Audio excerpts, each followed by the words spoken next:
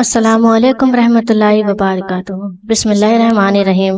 محترم ناظرین، جو شخص بھی یہ سورت ایک بار پڑھ لے گا، اگر وہ اللہ سبحانہ و تعالیٰ سے 900 کروڑ بھی مانگے تو اللہ سبحانہ و تعالیٰ دے گا۔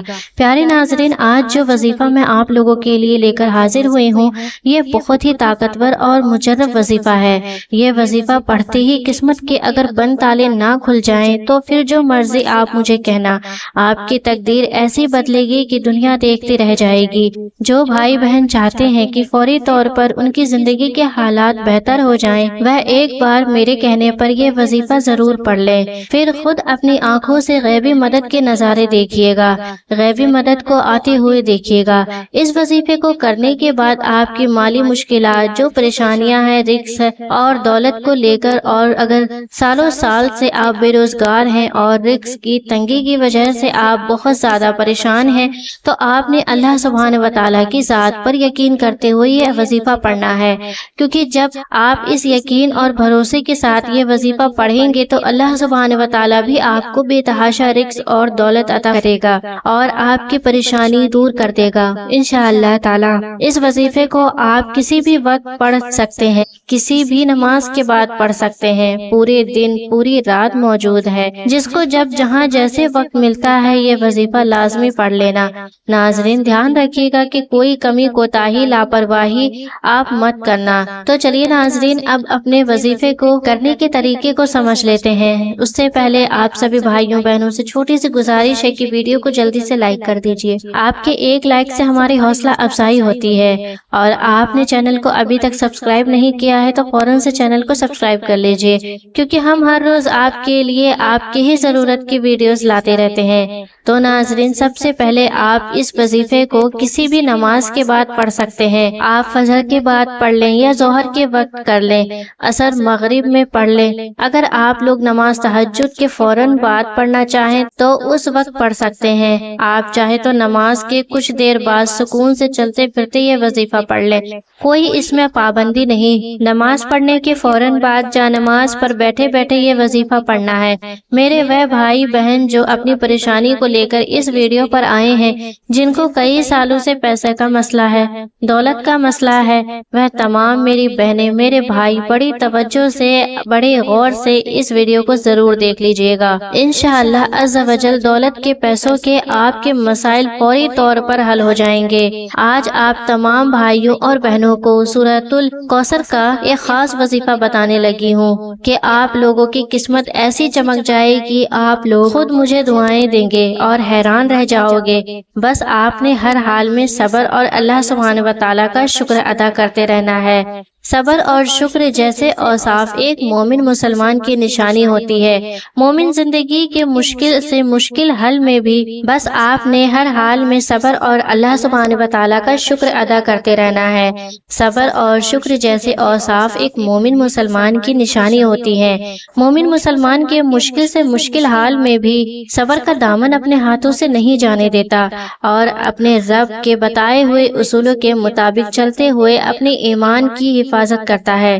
روزمرہ پیش آنے والے حالات خوشگوار بھی ہو سکتے ہیں اور نہایت برے بھی۔ ان دونوں حالاتوں میں ہمیں صبر اور شکر کا رویہ اختیار کرنا چاہیے اور کوئی ایسا کام نہیں کرنا چاہیے جو ہمارے ایمان کی خرابی کی وجہ بنے۔ ناظرین، صبر کے لغوی معنی رکنا اور برداشت کرنے کے ہیں، اور اس کا مفہوم یہی ہے کہ اگر کبھی کسی مسلمان پر مشکل وقت آ جائے جس میں اسے پریشانیوں کا سامنا کرنا پڑ جائے تو ایسے حالات میں اسے مایوسی کا راستہ نہیں اپنانا چاہیے، بلکہ اپنے رب سے وابستہ رہتے ہوئے امید کی شمع روشن رکھنی چاہیے۔ شکر کے لغوی معنی کسی کے احسان پر اس کی تعریف کرتے ہوئے اسے دل و زبان سے قبول کرنے کی ہوتی ہے، اور اس پر زبان سے کھلا اظہار بھی ضروری ہوتا ہے۔ اللہ تعالیٰ نے ہمیں بے شمار نعمتوں سے نوازا ہے، اس لیے سب سے مستحق ذات جس کے حضور سجدہ ریز ہو کر ہمیں شکر شکر ادا کرنا چاہیے۔ وہ خدا تعالیٰ کی ذات ہے۔ ہم مختلف طریقوں سے شکر ادا کر سکتے ہیں۔ ایک طریقہ تو یہ ہے کہ ہم اپنی زبان سے کلمات تشکر کو ادا کرنا، دوسرا طریقہ یہ ہے کہ ہم اپنے دلوں میں اللہ سبحانہ و تعالیٰ کی عظمت کو یاد کر کے اس کی اطاعت کا احساس پیدا کریں، اپنے آپ کو اور اپنی زندگی کو اللہ سبحانہ و تعالیٰ کے بتائے ہوئے اصولوں کے مطابق ڈھالتے ہوئے اللہ سبحانہ و تعالیٰ کے احکامات پر عمل کریں۔ قرآن میں شکر ادا کرنے پر بے حد تاکید کی گئی ہے، اور جو لوگ شکر ادا کرتے ہیں ان کے مقدر میں فراحی اور فراوانی لکھ دی گئی ہے۔ ترجمہ: اگر شکر ادا کرو گے تو تمہیں اور زیادہ دیا جائے گا۔ اگر کبھی مسلمان پر دکھ تکلیف آ جائے تو اسے ثابت قدمی سے اس کا سامنا کرنا چاہیے اور ان مشکل حالات کو اپنے اوپر آزمائش سمجھ کر برداشت کرنا چاہیے اور ذرہ برابر بھی مایوس نہیں ہونا چاہیے۔ ایسے حالات میں صرف خدا سے ہی مانگنا چاہیے اور اپنے ہاتھوں کو صرف اسی ذات کے سامنے دعا مانگنے کے لیے اٹھانا چاہیے، کیونکہ اسی ذات کے قبضۂ قدرت میں دنیا اور آخرت کی تمام طاقتیں ہیں۔ جب مسلمان اس آزمائش پر پورا اترتا ہے تو اسے اس کا بہترین اجر نصیب ہوتا ہے۔ صبر و شکر کے انسان کے اجتماعی زندگی پر بھی اثرات مرتب ہوتے ہیں۔ قدموں کی تاریخ میں اچھے اور برے حالات آتے رہتے ہیں۔ ایسی قومیں جو مشکل حالات کا مقابلہ صبر اور شکر سے نہیں کر پاتی وہ بہت جلد تباہ اور برباد ہو جاتی ہے اور ان کا نام اور نشان تک مٹ جاتا ہے۔ اس کے برعکس جو اقوام میں حوصلے اور ہمت سے برے وقت کا سامنا کرتے ہوئے محفوظ راستہ تلاش کرتے ہیں وہ کامیاب اور کامران ہوتے ہیں اور ان کے استقامت کا سلسلہ انہیں کامیابی کی صورت میں ملتا ہے۔ یہی وہ اقوام ہوتی ہے جن کو عالم برداری میں عزت اور آبرو کی نگاہ سے دیکھا جاتا ہے۔ ہر مسلمان کا عقیدہ ہے کہ اللہ سبحانہ و تعالیٰ کی تائید اور نصرت انہی لوگوں کو حاصل ہوتی ہے جو صبر کا دامن ہاتھ سے نہیں جانے دیتے۔ ارشاد باری تعالیٰ ہے کہ بے شک اللہ سبحانہ و تعالیٰ صبر کرنے والوں کے ساتھ ہے۔ اللہ سبحانہ و تعالیٰ نے اپنی نبی حضرت ایوب علیہ السلام کو صبر کرنے کا حکم دیا۔ حضرت ایوب علیہ السلام نے اپنے رب کے حکم کی بجا آوری کی اور اس پر انہیں اللہ سبحانہ و تعالیٰ نے اپنا بہت اچھا بندہ قرار دیا۔ قرآن پاک میں ایک اور جگہ ذکر ہے کہ دنیا اور آخرت میں حقیقی کامیابی کے حقدار وہی لوگ ہیں جو صبر اختیار کریں۔ اسی لیے چاہیے کہ ہمیشہ مشکل حالات میں صبر اور تحمل کا ہمیں مظاہرہ کرنا چاہیے اور اللہ سبحانہ و تعالیٰ کے مدد کے منتظر رہنا چاہیے۔ اسی میں ہمارے لیے دنیا اور آخرت کی بھلائی ہے۔ یہ بھی یقین رکھیں کہ اللہ کا کوئی بھی کام بے مقصد نہیں ہوتا۔ اگر ہم صبر سے کام لیتے ہیں تو وہ ہم سے خوش ہوگا اور آخر میں اچھے سے اچھا بدلہ بھی دے گا۔ حضرت عمر بن خطاب رضی اللہ عنہ فرماتے ہیں، انہوں نے اللہ کے نبی پیارے محمد رسول اللہ صلی اللہ علیہ وسلم کو یہ کہتے ہوئے سنا، اگر تم اللہ پر ویسا ہی بھروسہ کرنے لگے جیسا بھروسہ اس پر ہونا چاہیے تو وہ تمہیں اسی طرح روزی دے گا جیسے چڑیوں کو روزی دیتا ہے۔ وہ صبح کو خالی پیٹ نکلتی ہیں اور شام کو پیٹ بھر کر لوٹتی ہیں۔ تو میرے بھائیوں اور بہنوں، آپ لوگ لازمی اس ویڈیو کو پورا مکمل ضرور دیکھیے گا۔ جو وظیفہ آپ کو بتانے لگی ہوں، اپنی زندگی میں صرف ایک بار یہ وظیفہ آپ کو پڑھنا ہے، پھر پوری زندگی آپ کو کوئی وظیفہ کرنے کی ضرورت پیش نہیں آئے گی۔ ناظرین، اگر آپ روزانہ پڑھنا چاہیں تو آپ روزانہ بھی پڑھ سکتے ہیں، لیکن یہ وظیفہ آپ کو ایک ہی مرتبہ پڑھنا ہے۔ انشاءاللہ اللہ پاک کے حکم سے یہ وظیفہ ایک ہی بار پڑھنے سے آپ کی مالی مشکلات فوراً حل ہو جائے گی۔ کتنی بھی پیسوں کی تنگی ہو، فقیر بندہ بھی اگر اس وظیفے کو دیکھ رہا ہے اور اس وظیفے پر عمل کرتا ہے، رات کو یہ وظیفہ پڑھ کر سو جائے تو انشاءاللہ صبح مالا مال ہو جائے گا، غیبی مدد فوراً حاصل ہوگی۔ کتنے بھی پیسوں کی ضرورت آپ کو ہو تو فوراً پیسوں کا بندوبست ہو جائے گا۔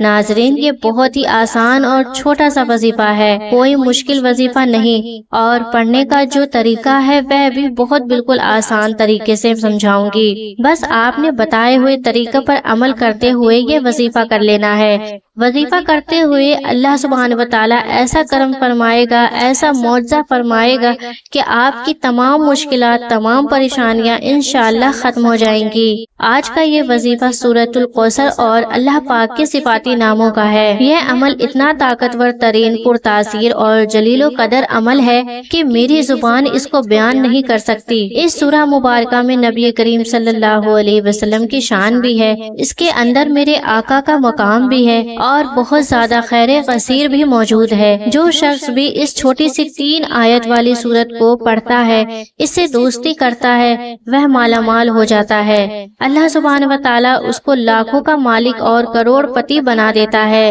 یہ اتنا طاقتور ترین عمل ہے، ہم یہ تو نہیں کہہ سکتے کہ جو انسان پڑھے گا اور ایک رات میں کروڑوں کا مالک بن جائے گا، یہ تو جھوٹ ہے، لیکن یہ کروڑ پتی بنا دینے والا عمل ضرور ہے۔ جس انسان کو بھی ہم نے یہ اپنی زندگی میں بتایا، اللہ پاک نے اس کو مال و دولت بے حساب عطا فرمایا اور حلال عطا فرمایا، اور سب سے بڑی بات یہ ہے کہ آپ اس عمل کے کرنے والے کی اولاد خیر والی اور فرما بردار ہوتی ہے۔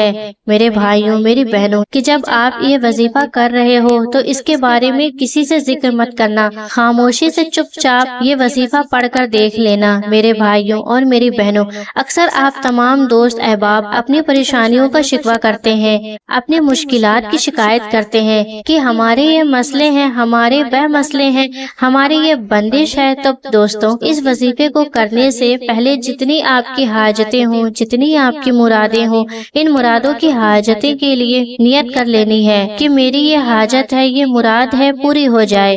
پھر یہ چھوٹا سا وظیفہ پڑھ کر دیکھ لینا۔ میرے بھائیوں، میری بہنوں، یہاں وظیفہ ختم ہوگا، وہاں انشاءاللہ کام ہو جائے گا۔ نماز فجر، ظہر، عصر، مغرب، عشاء، کوئی بھی نماز میرے بھائیوں مسجد میں ادا کر لیں، اور میری بہنیں وہ سکون سے گھر میں نماز ادا کر لیں۔ اگر میرے بھائی کسی وجہ سے گھر میں نماز پڑھتے ہیں تو وہ بھی ان کا ایک الگ مسئلہ ہے، لیکن کوشش کریں کہ نماز آپ مسجد میں ادا کیا کریں۔ گھر میں نماز پڑھنے کے بعد چاہے تو جا نماز پر بیٹھے بیٹھے یہ وظیفہ پڑھ لیں، چاہے تو 10 سے 15 منٹ یا آدھا گھنٹے کے بعد سکون سے بیٹھ کر پڑھ لیں۔ میری بہنیں بھی اس وظیفے کو آپ لوگ پڑھ سکتی ہیں اور میرے بھائی بھی پڑھ سکتے ہیں، بس نماز کے بعد جا نماز پر بیٹھے بیٹھے یہ وظیفہ پڑھ لیں۔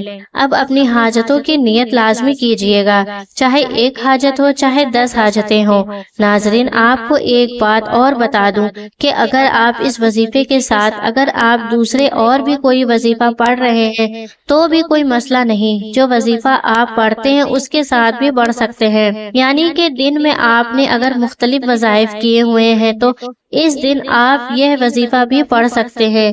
تو اس وظیفے کو کرنے کی آپ لوگوں کو مکمل اجازت ہے۔ آج کے اس خاص عمل کی طرف چلتے ہوئے تو میں آپ لوگوں کو بتا دوں کہ آپ مصلی پر بیٹھ جائیں، حضرت محمد مصطفیٰ صلی اللہ علیہ وسلم کی ذات مبارک پر درود پاک پڑھنا ہے۔ جو درود پاک آپ کو یاد ہو، لیکن بہتر ہوگا آپ نماز میں پڑھی جانے والی درود ابراہیمی کو پڑھیں۔ اب اپنی آنکھوں کو بند کرنا ہے اور اپنے خاص مقصد کی نیت کرنی ہے۔ آپ کا مقصد کوئی بھی ہو، کوئی بھی بڑے سے بڑے مقصد ہو، جیسے مثال کے طور پر آپ کو ذاتی مکان چاہیے تو یہ نیت کر لیں کہ مجھے میرا ذاتی مکان مل جائے، میں اس کے لیے یہ وظیفہ پڑھ رہا ہوں یا پڑھ رہی ہوں۔ اگر آپ کو کوئی بڑی رقم چاہیے تو یہ نیت کر لیں کہ مجھے کوئی بڑی رقم مل جائے، یا پھر آپ بے اولادی ہیں تو نیک صالح اولاد کے لیے نیت کر لیں۔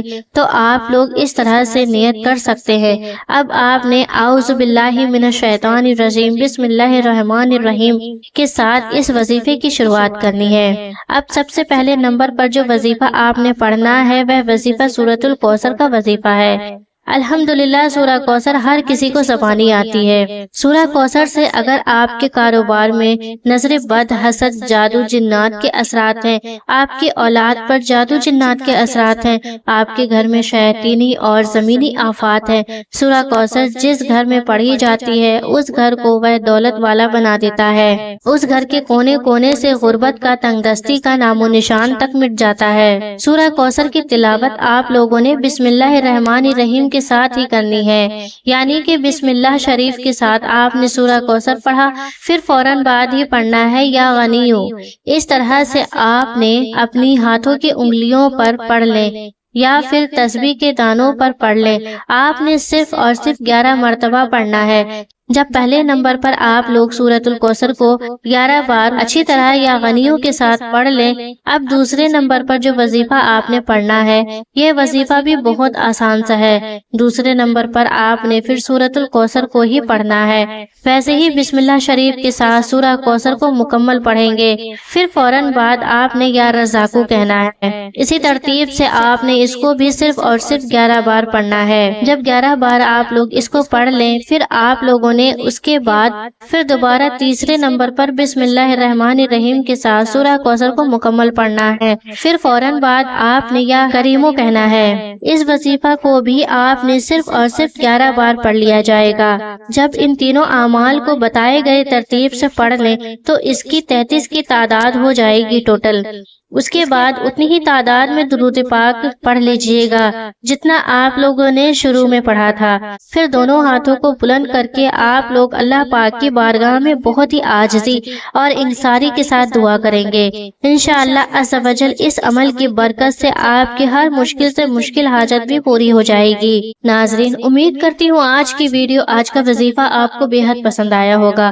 ویڈیو پسند آئی ہے تو اس ویڈیو کو صدقہ جاریہ کی نیت سے اپنے دوستوں احبابوں میں شیئر ضرور کریے گا۔